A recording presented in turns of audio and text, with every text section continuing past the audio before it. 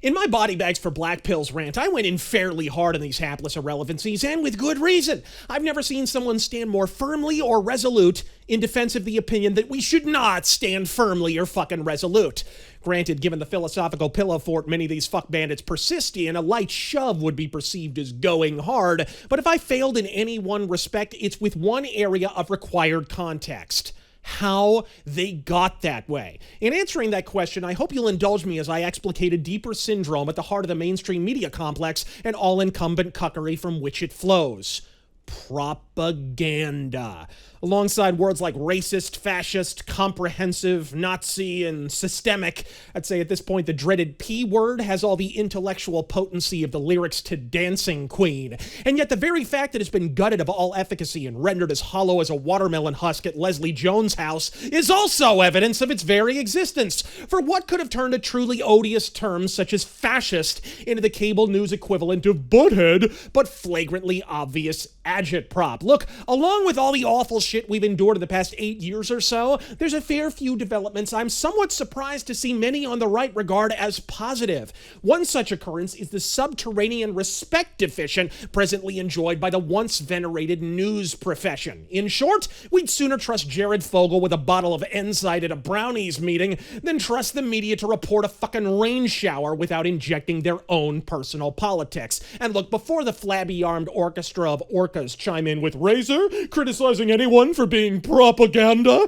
that's rich. Yeah, it sure fucking is, like your blood sugar level. Difference being, I present myself as opinion and nothing the fuck else, while CNN sincerely describe themselves as impartial arbiters of truth. And therein lies the honey barbecue rub, Moby Thick. In pursuing an obvious agenda, and unlike Tucker Carlson, Bill O'Reilly, or Hannity, foregoing a formal admission of being a bought-out and or opinionated bitch, they've cratered belief not only in their own briny blend of bullshit, but in the mainstream media at large. So look, why do I mention this? After all, even the Algonquin, low-T Tismo-knots and the accelerationist or black-pilled quarters of the American right I referenced earlier all agree the media's a five-alarm dog shit fire. Laughing at it is among the only pleasures still afforded many of these feckless irrelevancies. Well, grab a corner and peel, because the black pillar's boundless stupidity has more layers than a hipster's wardrobe. You see, you laugh at the alphabet news. Hell, we all do.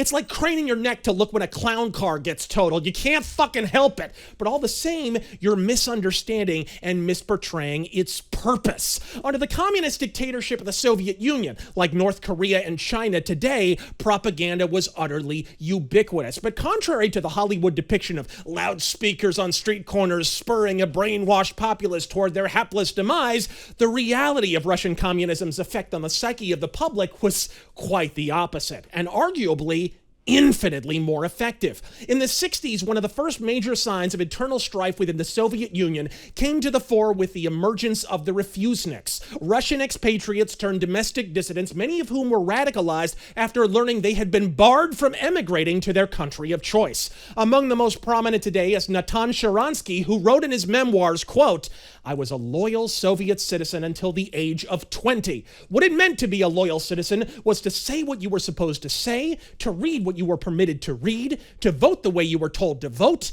and at the same time, to know it was all a lie." Razor Force faithful, black-pilled bedwetters, friends, countrymen.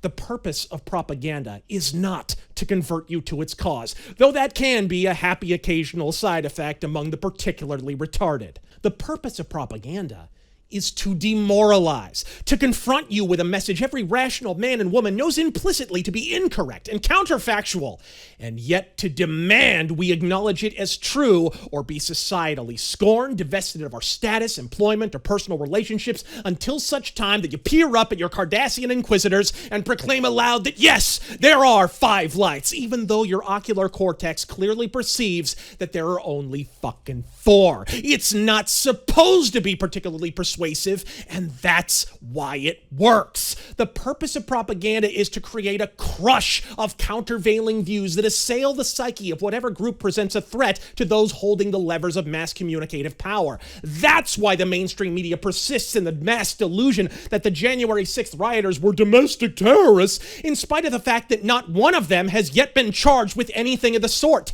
To the point that just this past week, a sympathetic federal judge finally called Biden's DOJ the fuck out for the fact that they kept claiming these people were dangerous insurgents to justify their perpetual federal imprisonment, only to finally convict them of simple misdemeanor trespassing like they were a college kid doing a panty raid on a fucking frat pledge. It's not meant to change your mind, although the weak-minded mongoloids it does persuade are a welcome bonus. It's meant to persuade you that you are alone, that you are hopeless, that you're abandoned and afraid, that the wolves are circling, you're fresh out of allies, and you're down to your last bullet. But folks, here's the good news. The reason they have to tell you that is because you're not. The very fact that they need to author such obvious propaganda is proof positive that you, motherfucker, possess the power to ruin absolutely everything for these fucknuts. That is the power and purpose of propaganda, and also its Achilles heel. USSR propaganda wasn't about persuasion. Soviet citizens saw through the Politburo's agitprop almost immediately.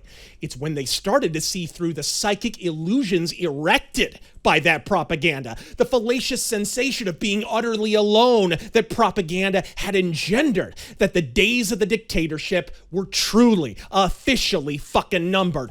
This is why I call the black-pilled penis-flattening recipients propagandists, because, bitch, that's what you are. You're just not clever or canny enough to get fucking paid for it. I'm done with the do-nothings. I've wasted enough words on the Black Pill Brigade for what has to be done next to improve things for all involved. Everyone's suffering under the yoke of authoritarianism and indifference. It's time to get in line or get the fuck out of my way, because accelerationism is just surrendering with alacrity, and the black pill is a fucking suppository. I'm Razor Fist. God fucking speed. Victory forever they fight, born to stay.